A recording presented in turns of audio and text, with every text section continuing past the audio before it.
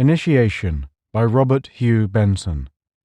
Part 3, Chapter 2, Part 2.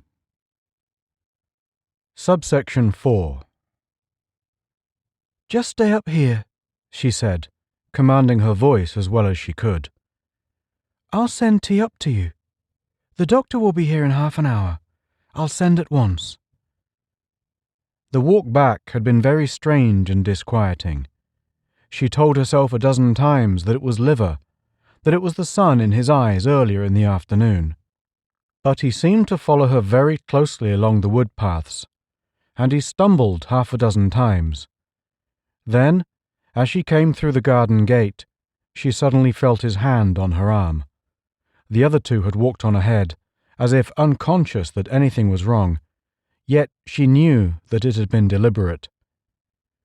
"It's no good," said a voice in her ear, which she would scarcely have recognized. "You must give me your arm, Aunt Anna." It was not until she had got him upstairs that she attempted to face the thing out. She planted him in a chair where the light would fall on his face, and sat down. "Now then, my dear," she said, "just tell me what's the matter. What is it like? And when did it begin?" He was silent a moment.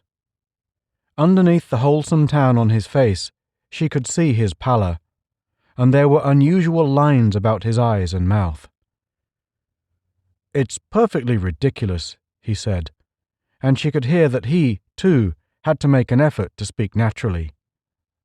"Well, it began just before the birds began to come over, at the last drive. It was only little lines and skeins at first. I fired one shot at the first lot. I've had it before, you know. As bad as that. I think it must be liver." "And you never told me," she said quietly. "Go on, my dear." "What was the good? I thought it was liver, or 100 things, and it always went away again." "Go on, my dear." "Well, after the first shot, it suddenly became worse. I rubbed my eyes, and that did no good. 2 more lots passed me. I heard them, but I couldn't see more than streaks. Then I sat down." "Is it worse since then?" "Yes." "Oh, my dear, do tell me." "Well, I could just make you all out. I couldn't see your faces. I had to follow you very close behind. It grew worse. At the garden gate, I knew I couldn't go on." "How bad is it now?" "Well, I can make out that it's you by your dress, but everything else is all whirling and spinning." It was then that she stood up and said that he must have tea up here, and that she would send for the doctor. He sat quite still without protesting. Yet there was no sign in his eyes themselves that anything was wrong. They seemed to her exactly as usual. The dark iris, the clear white below it. Was it, perhaps, what she had thought it? The glare of the sun, or a disordered digestion? "You don't feel anything else?" she asked suddenly. "My head feels a bit heavy. That's gun headache, I expect." "Shall I come up and have tea with you?"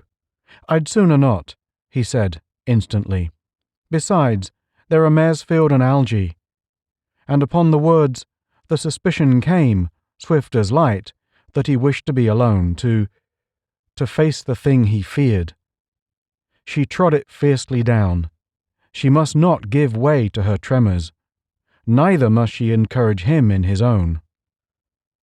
"Well, I'll send up Charlson," she said. I wish you were in your old room." He said nothing. A great tenderness suddenly welled in her. "Never mind, old boy. You'll just be sent to bed early and wake all right. Well, I'll send down to the village at once." She stooped and kissed him lightly on the forehead, and from the start he gave, she understood how complete was his blindness. But again, she said nothing. Such was her emphasis in the message she gave to Masterson, that before tea in the hall was half over, she heard the wheels of the car draw up outside. And, simultaneously, Masterson came up from the servants' staircase.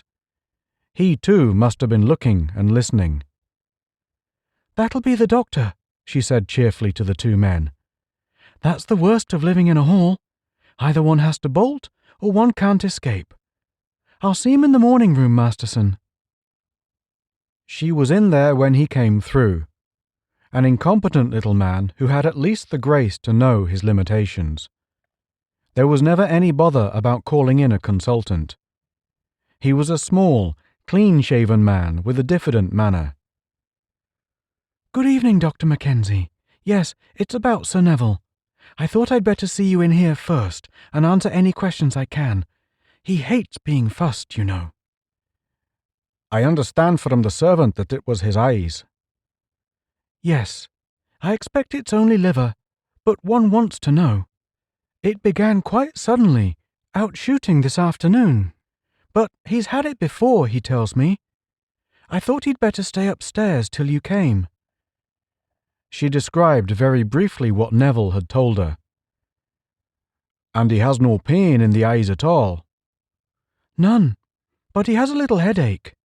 That's only natural after shooting, isn't it?" "Very likely," said the doctor. "Is he quite blind at present?" She winced a little. "Well, he said he could make out my dress just now, but it was getting rather dark, you know." He nodded. "I've brought a few things in a bag," he said. "Perhaps you'd better see him at once," she said, rising. She touched the bell. "I think I'll ask you to go up without me. He hates a fuss, he always says. And, Doctor, I'll be here till you come downstairs again. I should like to know at once what you think. Take Dr. Mackenzie up to Sir Neville's room, Masterson." She sat very still again when the door had closed behind the two men. Outside in the hall, she could hear the two guests talking once more, but she was entirely unable to face them. It would be all right presently, of course. As soon as the doctor had come down and gone again, she would go out and tell them that there was nothing whatever to be anxious about, that Neville's liver was badly out of order, and that was the one and only cause of the trouble. Of course that was the truth. Only she thought she should wait till it had been certified to be so. This was a homely and pleasant room in which she sat. It was here that she had her own writing table, and added up the books, and interviewed servants, and wrote her letters when it was too wet or cold for the pavilion. An oil painting of Neville, at the age of 5, in frilled knickerbockers, holding a feeble-looking bat, with very much tumbled hair, and the bridge and bathing pool in the background, hung over her table. She had thought, sometimes, of having Jim painted in the same kind of way. But the room was a little gloomy at this particular hour of the day, as its windows looked very nearly eastwards, and the shadows were gathering steadily and swiftly in the corners. The sun must be set by now, she thought. She could not sit still very long, for if she did not keep moving or distracting herself, certain other memories came up which she did not, just now, want to think about. For instance, Neville had had this affection of the eyes before, and had not told her. Would he not have told her if it had been as unimportant as he pretended? There was that sinister little game of blind man, of which she had learned the details from Jim as she went to see that he had changed and was having tea properly in the upstairs schoolroom. Surely that was a very odd game to play on a summer's morning after bathing. Besides, it had bored Jim considerably. But these were not the worst. Back and back to her mind came her memory of Mr. Morpeth's talk in the pavilion, of the shadow of which he had spoken, of his severely disturbing certitude that some experience lay before Neville which the world might call a curse. She had thought that the remembrance of this talk of his was fading from her mind during these last 3 months. Things had gone so surprisingly well. Yet it came up now, from that strange under-region of human consciousness where nothing is forgotten or even attenuated. It came up, like some sinister person whom one thinks to have left the house, but who has been in hiding all the while. It came up and looked her full in the face, until she turned her back on it by an effort of will. She was standing at the darkening window presently, and looking out upon the garden, humming softly to herself, and framing little unspoken sentences for her own reassurance. He would be better after a night's sleep. Probably he had better not come down to dinner. She would order something light to be taken up to his room. What a bore it all was, just when there were guests in the house. How nice the two men had been just now at tea, so easy and unanxious. Outside, the garden grew darker as she looked, for she felt it was more reassuring to look out of doors than in. And still there was no step outside, nor hand laid upon the door. How cross Paul Neville would be, with such a long visit from the doctor. He hated being pulled about. A thrush skimmed suddenly out upon the lawn from one of the shrubberies, lighted and skipped 3 or 4 yards in long, springy hops, and paused. Then he bounced again 2 or 3 times and vanished. Then, from the shrubbery whence he had emerged, came the sound of a bird's loud scolding, that fierce, sharp twittering, in which the note of fear as well as anger is so evident, uttered only when some danger threatens that will not depart. Then out came another bird, perhaps a missel thrush.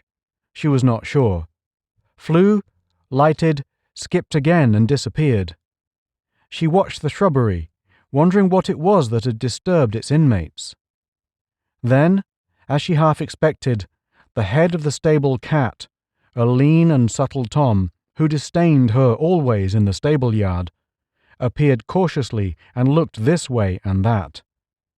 Then he, too, came out and went at a businesslike jog-trot in the direction of the cedars. She rapped sharply on the window, but he never turned his head. He quickened his pace a little, and also disappeared. How maddening it must be, she thought, just when one had settled for the night on a suitable branch, to be hunted out like that, and to see the face of one's supreme enemy peering up from below.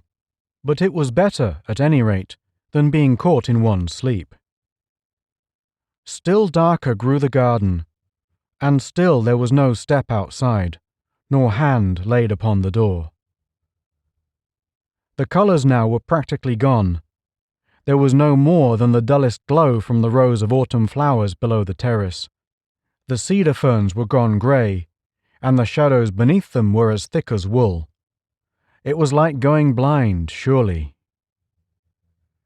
Then, from the grand piano in the hall, she heard a few chords struck. That must be Algy.